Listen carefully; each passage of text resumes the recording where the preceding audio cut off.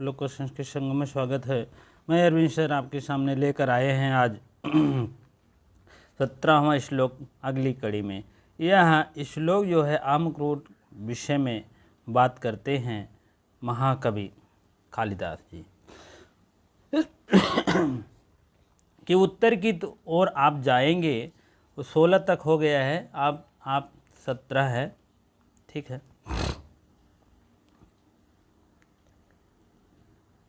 तो हम देखेंगे सबसे पहले इसमें आप मंदाक्रांत छंद है, जान ही रहे हैं। मंदाक्रांता जलदिश डे गई, न भौ मातौ ताद गुरुचेन, त्वमा आशार प्रशमित बनो, उत्पलम साधु मूर्धाम, वक्षशाति आध्वश्रम परिगत, सानुमानाम्रकूटा। ठीक, आम्रकूट के विषय में बात हो रहा है। नाक्षुद्रोऽपि प्रथम सुकृतया, प्रेक्षया संस्रराय, प्राप्ते मित्रे भवति विमुख, किं पुनर्यस्तथा युच्ये। त्वाम, त्वाम माने तुम, किसके लिए आया है? त्वम प्रोनाउन आया है, यह आया है मेघ के लिए। त्वाम आशार, त्वाम आशार, आप जाओगे, कहाँ जाओगे?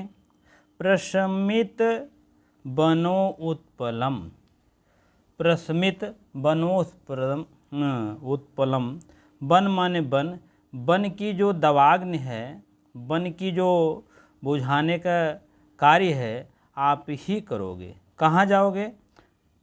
शानुमान आम्रकूट, आम्रकूट पर्वत पर जब पहुँचोगे तो वहाँ वन ही वन दिखाई देगा, जंगल ही जंगल दिखाई देगा। वहाँ के जो वन की दवाग्नि है, आप बुझाने का कार्य करोगे। किससे कर रहे हैं? त्वाम से। त्वाम कौन है? मेघ हैं और क्या यक्ष समझा रहे हैं। साधु मूर्धा, साधु मीन बड़ी सज्जनता के साथ और बड़ी आसानी के साथ वहाँ आप देखोगे, ठीक है। मूर्धा वक्ष्यति, वक्ष्यसि, वक्ष्यति देखेंगे, अध्वन मीन मार्ग को, श्रम माने मेहनत से, परिगतम माने परिगत, अपने मार्ग को, थकान को व्याप्त करेंगे, ठीक है। साज मेहनत थे, 2 लाइन के क्लियर हो गया। ना क्षुद्रोऽपि प्रथम सुकृता, अपेक्षिता संसराय, ना क्षुद्रोऽपि, संस्राय, किसी प्रकार के आश्रय की जरूरत नहीं है। प्रथम सुकृत प्रेक्षया, कहने का मतलब पहले के उपकार का विचार कर लेने से, ठीक है। तो आप पहले विचार कर लेने से ना क्षुद्रो, किसी प्रकार की क्षुद्रता की बात नहीं रहेगी। प्राप्ते, अब तीसरी लाइन, चौथी लाइन क्या है? ये आपका सूक्त वाक्य है। प्राप्ते मित्रे भवति विमुख, किम पुनः यस्तथा उच्चई। प्राप्ति माने प्राप्त, मित्रे माने मित्र में, भवत माने होता है, विमुख, विमुख माने सामने, विमुख किम माने क्या, और पुनः बार बार, यश तथा उच्चई, उच्चे का अर्थ ऊँचे हैं, आप महान हैं। किम मीन क्या, कहने, क्या बात, कहने की बात है।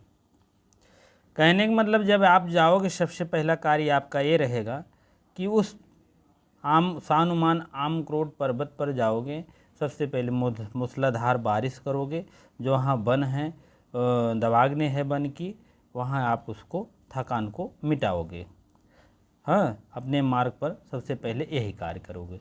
क्योंकि अधम, क्षुद्रो माने अधम व्यक्ति भी मित्र के आश्रय के आने पर, उपकारों के प्रति, आश्रय के आने पर उपकारों पर विमुख नहीं होता है। ना मीन नहीं, विमुखम माने विमुख यह है।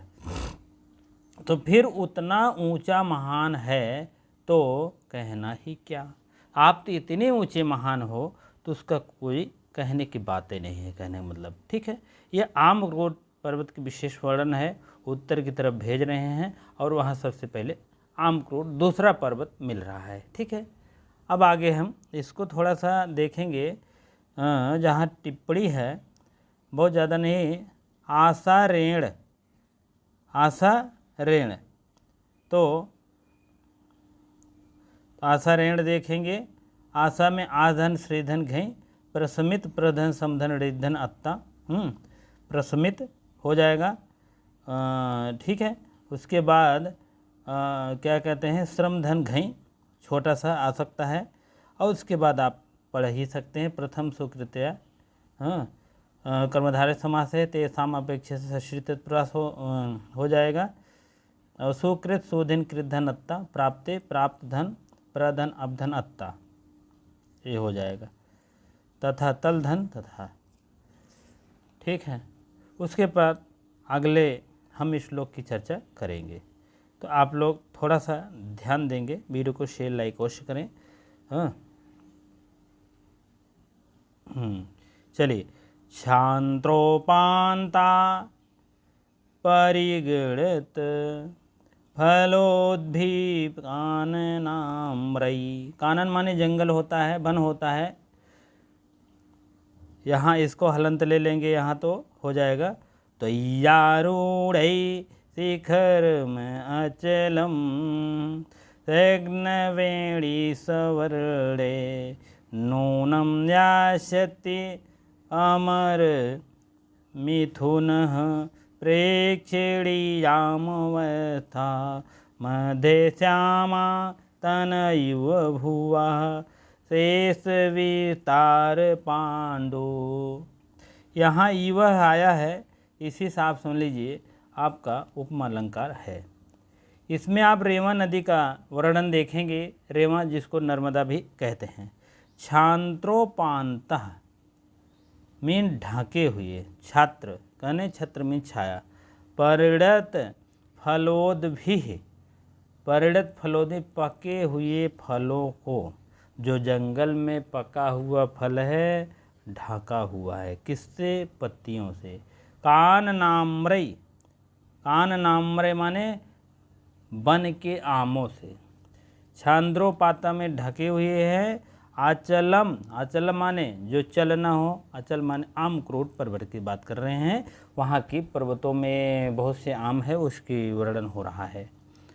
और एक स्नग्ध वेणी सवर्णे, चिकनी चोटी के समान रंग वाले। एक स्नग्ध वेणी माने चिकनी चोटी है समान। शिखर माने चोटी पर। आरूढ़, आरूढ़ मीन चलने पे, आरूढ़ माने चढ़ने पर, आरूढ़ माने चढ़ने पर। त्वयि माने आपके, यह प्रोनाउंसिएशन दे दिया है, त्वयि माने आपके। और अस्तार पांडु, अस्तार क्या कहते हैं, शेष विस्तार पांडु। इसका मतलब हो जाएगा शेष विस्तार सब पीला। कहने का मतलब आम, उस आमक्रोट पर्वत पर इतने आम हैं, सब पीले पीले दिखाई दे रहे, इतना आम लदा हुआ है। अमर सिंधु प्रेक्षणीयम, अमर सिंधु प्रेक्षणीयम, देवों के जोड़ों द्वारा देखने योग्य में। अवस्था माने अवस्था को, या स्थित मीन आप प्राप्त करोगे, या स्थित यण संधि है, आप देख लेंगे। मध्य माने बीच में, श्यामा माने श्याम रंग का। अस्तन माने अस्तन, इव भुआ माने इस पृथ्वी को, इस पृथ्वी के एक अस्तन के समान दिखाई दे रही है। और श्याम रंग की यह पृथ्वी है, उसी के मध्य यह जो है पर्वत की बात कर रहे हैं। चलिए फिर देखेंगे। पके हुए आम को, कान नाग्रे माने, नाम्रे माने उसी जंगल में। किस जंगल है, वही आमक्रोट पर्वत है, पर्वत पे जंगल है, जंगल में आम है। आम ऐसा लग रहा है शिखरम अचलम स्कंद वेणी समर्दे, ढके हुए है, आरूढ़ में चढ़े हुए हैं, पीले पीले आम से लग रहा है ढके हुए आम क्रोध पर्वत की चोटी समान रंग वाले तुम्हारे चढ़ने पर। कहने का मतलब तोय माने तुम्हारे चढ़ने पर, काला शेष विस्तार पीला। कहने का मतलब पृथ्वी के स्तन के समान निश्चय, मध्य श्यामा, बीच मोही पीला दिखाई देगा, से बेस और बाकी जो है सब विस्तार जो है कैसे दिखाई देगा, और एकदम पीला पीला दिखाई देगा। शेष विस्तार पांडु माने पीला दिखाई देगा।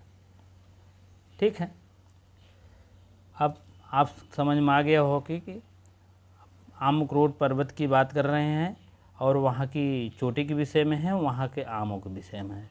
ठीक है, चलिए अब इसको हम देखेंगे, थोड़ा सा व्याकरण टिप्पणी देखेंगे। ठीक है, छंत्रोपांतः, छंतः उपांतः, ठीक है, पांतः यश सह बहुव्रीहि समास है, छंतः छद धन अत्तः, छद धन अत्र, छद धन अत्र। कहने का मतलब परिणत फलोद्भिः, परिणत फलोद्भिः, परिणतान फलानि कर्मधारय समास, दुदते इस परिणत दुत ऋणी, परिणत परिधन नम धन अत्ता। ठीक है, और उसके बाद जो है काननाग्रय नाम्रय कानन अम्रय। ठीक है, तो ही यश स भाव से लक्षणे सप्तमी हुआ है तोई में। ठीक है, तोई माने आपका, आरूढ़ माने आधन रोधन अत्ता हो जाएगा। ठीक है, और उसके बाद एक्ष्णद माने एक्ष्णद धन अत्ता धन टाप हो जाएगा, ये है। ठीक है, और शेष विस्तार प्रेक्षणीयम प्रधन, प्रधन इक्ष धन अनियर धन टाप। ठीक है, उपमा अलंकार का प्रयोग हुआ है और उसमें आप देखेंगे।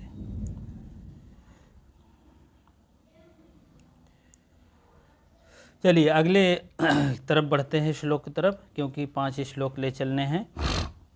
स्थित्वा तस्मिन् वनचर वधू भोक्त कुंजे मुहूर्ता, तोजस्तरे गह दूत तर गति, तत्परम वर्तमेतेड़ा, रेमा द्रक्ष्यति उपल विस्मे, विंध्य पादे वितेड़ा, भक्ति छेदई इव विरचिताम, भूति मंगे गजश। गजश माने गज की तरफ दिखाई देंगे, वही कौन आम्रकोट पर्वत जो है वह, उसी से आगे चल कर देखेंगे तो रेवा नदी बह रही है।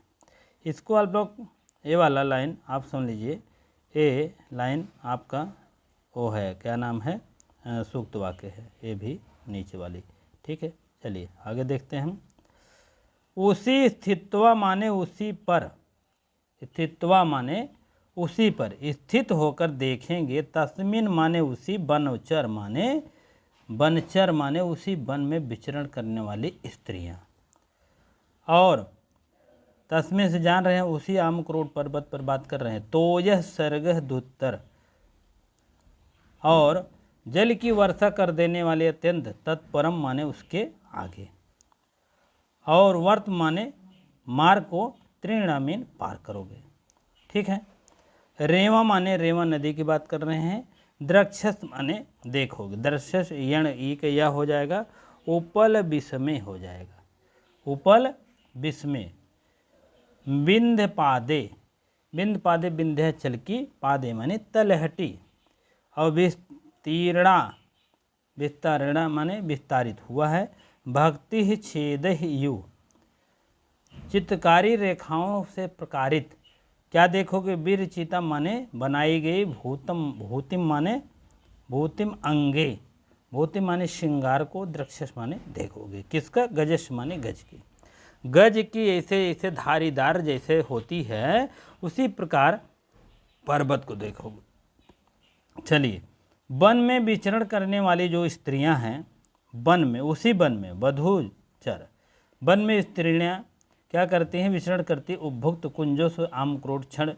भर ठहर करके, उसी आमक्रोट पर्वत पर थोड़ा सा ठहर करके वर्षा देने का अत्यंत गति वाला हैं आप। कहने का मतलब जो वहाँ थोड़ा रुकना, आमक्रोट पर्वत पर थोड़ा वर्षा दे देना और आगे बढ़ करके पत्थरों उभड़ खाबड़ रेखाओं को बनाई, क्या कहते हैं, विंध्याचल तलहटी में फैली हुई नर्मदा नदी का विस्तार कैसे दिखाई दे रहा है, हाथी के समान दिखाई दे रहा है। हाथी पर चित्रकारी रेखाओं को जैसे बनाई गई रेखा है, उसी प्रकार आप नर्मदा नदी को देखेंगे। ठीक है, यहाँ भी उपमा अलंकार का प्रयोग हुआ है, आप लोग देखेंगे। ये देखिए, इस लाइन में आपको उपमा अलंकार का प्रयोग दिखाई देगा। चलिए देखते हैं। स्थित्वा, अत्वा प्रत्यय लगा है, थ धातु है। बनचर बने चरत, इत बनचर है, उपपद है। और मुहूर्तम लगा है, कालध्वनो रत्न संयोग से द्वितीय विभक्ति हो गई है। और उसके बाद बहुत इम्पोर्टेंट नहीं है, भक्तिन देख लो। भक्तिन भज धन कितिन प्रत्यय लगा है, छेद धन छिद धन घय प्रत्यय लगा है। ठीक है, इसी प्रकार आप लोग देखेंगे। चलिए अगले श्लोक की तरफ बढ़ रहे हैं। ये भी नर्मदा नदी के जल ले करके कह रहे हैं आगे आप बढ़िए। ठीक है, नर्मदा नदी के जल को लेने के लिए बात कर रहे हैं और आगे बढ़ाने की बात कर रहे हैं। तैसाथी तयि बन गजम दौरवासितम वांत वृष्टि। यहाँ आप हलंत मार देंगे, र उधर हो जाएगा। जम्बो कुंजः परिहत तरम तोयम आदाय गच्छे। यह मौन का है, मध्यम पुरुष। अंतासारम घन तुलयितुलम नालीलम शक्तये त्वं रिक्तः सर्वो भवति हि लघु पूर्णता गौरवाय। कहने का मतलब ये नीचे वाली लाइन फिर आप सूक्त वाक्य में डाल दीजिएगा।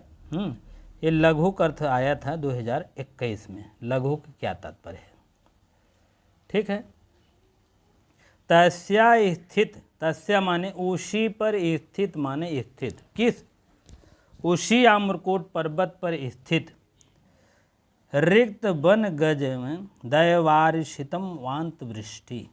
कहने का मतलब वांत वृष्टि माने वर्षा कर चुकने के बाद, तृक्तय माने गंध वाले, तृक्तय माने गंध वाले, वन गज मदई जंगली हाथियों के मद से, वासितम माने सुगंधित, वासितम में सुगंधित, जम्बू कुंज परिहतम जामुन के कुंजों से रुक गए, अंतः सारम अंतर्बल वाले,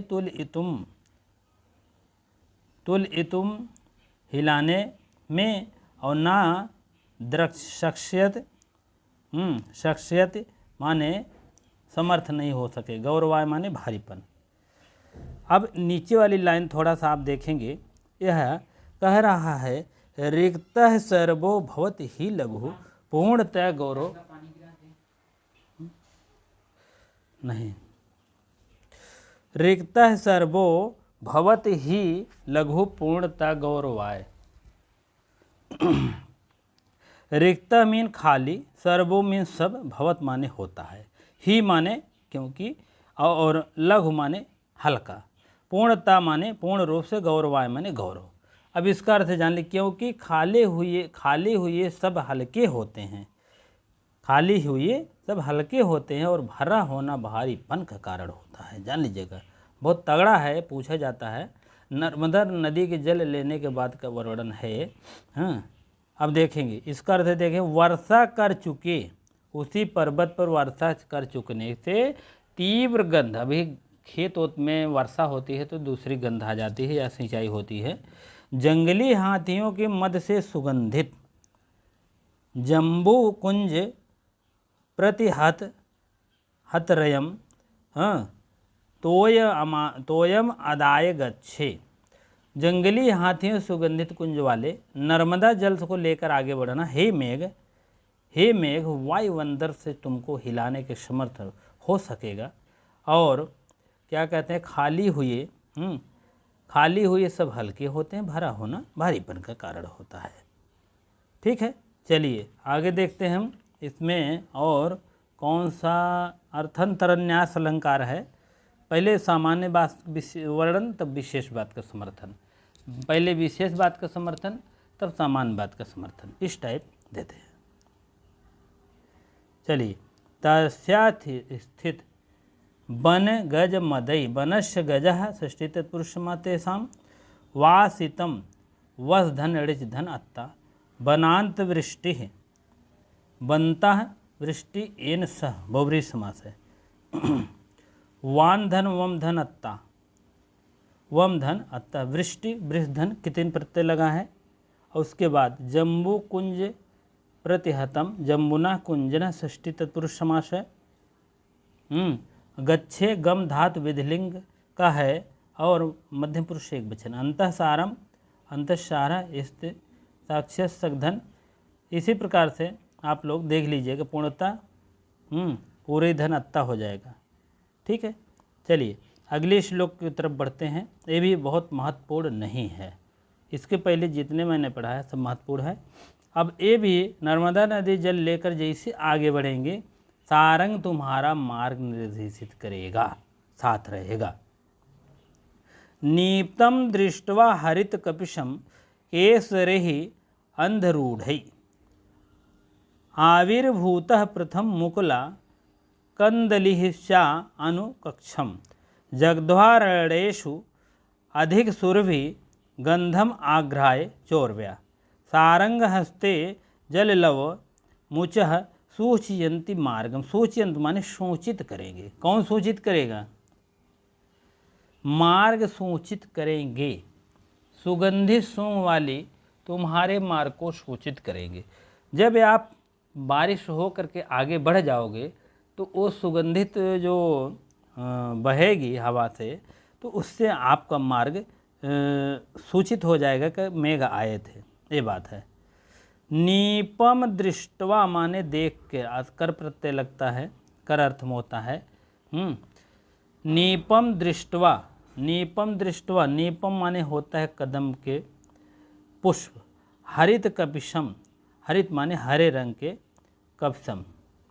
केसरई, केसरई अंधरूढ़, केसरई अंधरूढ़ आधे उगे हुए। ठीक है। अनुकंपम बादलों से और मुकुलह श्याम प्रकट हुई कंदली और ऊर्जा अधिक सुरभि माने अधिक सुगंधित होने वाली। और सारंग माने मृग पक्षी, मृग हरिण हाथी मोर, ये सब आता है सारंग में। सब पक्षियों की बात वाले। जल लव मुचः, जल कणों को वर्षा करने वाले। ते माने तुम्हारा।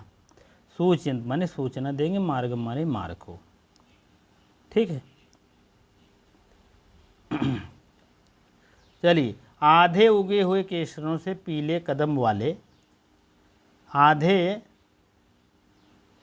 उगे हुए क्या कहते हैं, पीले कदम वाले देख करके और बादलों को प्रथम बार प्रकट कलियों वाला केसरों को खाकर वनों में पृथ्वी की अधिक सुगंध वाली सूख कर हरिण जल करोड़ों की वर्षा करने वाले तुम्हारे मार्ग को सूचित करेंगे। हरिण उरिण आपके जल देखेंगे, सूचित ना आप पा जाएंगे कि हाँ मेघ आए थे। ठीक है। चलिए आप देखेंगे नीपम, नीपस्य विकार सह अण प्रत्यय लगा है। दृष्टवा में देख कर अर्थ में होता है, पहले मैंने बता दिया था। और उसके बाद आपका इम्पोर्टेंट चीज़ें हैं, रूढ़धन रूहधन अत्ता हो जाएगा, रूढ़ी। और अनुकक्षम जगध्वा अधन अत्वा श्रीधन अकच सारंगा जललव जलस्य सूचयंत सूच धन ऋच धन अत्ता। ठीक है। इसी प्रकार से जो है आप लोग पढ़ते रहें, वीडियो को लाइक शेयर करते रहें। इतनी देर आप अगर पढ़ रहे हैं बहुत बहुत धन्यवाद। ठीक है, लगभग हो गया है। अब आप थोड़ा बताएंगे कहाँ नहीं समझ में आया। ठीक है, चलिए बहुत बहुत धन्यवाद।